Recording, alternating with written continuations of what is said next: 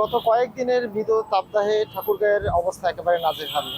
একেবারে নিম্নবিত্ত যারা মানুষ রয়েছে তারা তাদের প্রয়োজনের তাগিদে কিন্তু বের হতে হচ্ছে। এছাড়াও আমরা আজকেও কিন্তু সকালে ঠাকুরগাঁও সদর হাসপাতালে গিয়েছিলাম। আমরা সেখানে গিয়ে দেখেছি যে যারা বৃদ্ধ এবং শিশু রয়েছে তারা কিন্তু বিশেষ করে ঠান্ডাজনিত রোগে আক্রান্ত হচ্ছে। অর্থাৎ এই গরমে যখন ব্যবসা গরমে যখন শরীর ঘেমে যাচ্ছে তখনই কিন্তু ঠান্ডা এক ধরনের আক্রান্ত হচ্ছে এবং রুগীর যে চাপ সেটাও কিন্তু ঠাকুরগাঁও সদর হাসপাতালে বেড়েছে। এছাড়াও যদি আমি একটু বলে রাখি যে আমরা রংপুর আবহাওয়া অফিসের সাথে কথা বলেছিলাম, তারা যেমনটা জানিয়েছে যে গত এক সপ্তাহ ধরেই দেখা যাচ্ছে যে ঠাকুরগাঁওয়ের উপর দিয়ে কিন্তু মৃদু যে তাপদাহ সেটা বয়ে যাচ্ছে এবং এই তাপমাত্রা 36 থেকে 39 ডিগ্রির উপর মধ্যে কিন্তু ওঠানামা করতেছে। এর ফলে স্থানীয় যারা মানুষ রয়েছে ঠাকুরগাঁওয়ের এখানকার তারা কিন্তু বেশ বিপাকে পড়েছে।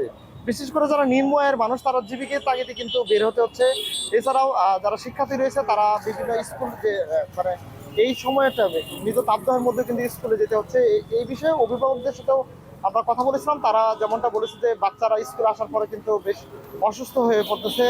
এছাড়াও আমরা দেখতেছি যে যে ফসলের মাঠ রয়েছে সেখানে কিন্তু কৃষকরা কিন্তু বাড়তি যে সেটা কিন্তু তাদেরকে দিতে হচ্ছে। অর্থাৎ সবকিছু মিলেই যদি বলি যে ঠাকুরগাঁয়ের উপর দিয়ে মৃদু তাপদাহ বয়ে যাচ্ছে এবং মানুষদের যে অবস্থা একেবারে নাজেহাল হয়েছে। এর মধ্যেই কিন্তু দেখা যাচ্ছে যে মাঝে মাঝে লোডশেডিং এর ভোগান্তিও রয়েছে। এর ফলে এখানকার যারা স্থানীয় রয়েছে তারা তারা আবহাওয়া অফিসের তথ্য মতে যেটা জানা যাচ্ছে যে গত 2-3 দিনের ভিতরে কিন্তু বৃষ্টি হওয়ার সম্ভাবনা রয়েছে।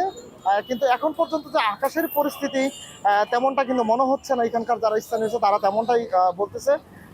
এই ছিল ঠাকুরগাঁও জেলা থেকে মৃদু তাপদের সর্বশেষ অবস্থা। আরিফ হাসান, ঢাকা পোস্ট, ঠাকুরগাঁও।